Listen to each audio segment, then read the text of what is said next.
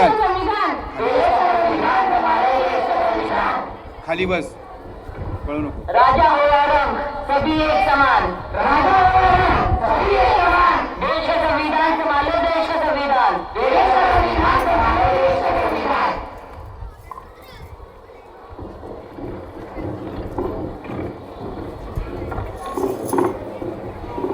तो चलिए आज हमारे संविधान की उद्देशिका को एक बार दोहराते हैं.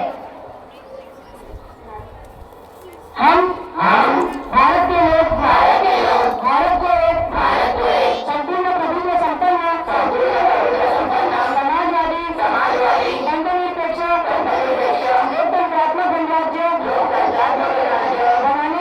बनाने के लिए तथा उसके समस्त नागरिकों को सामाजिक, आर्थिक और राजनीतिक न्याय, विचार, अभिव्यक्ति, विश्वास और उपासना की स्वतंत्रता, प्रतिष्ठा और अवसर की क्षमता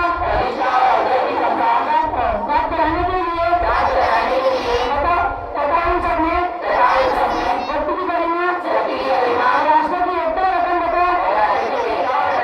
सुनिश्चित करने वाली बंधुता बनाने के लिए हम संकल्प होकर अपनी संविधान सभा में आज तारीख 26 नवंबर 1949 ईस्वी को एकता द्वारा इस संविधान को अंगीकृत, अभिनियमित और आत्मार्पित करते हैं.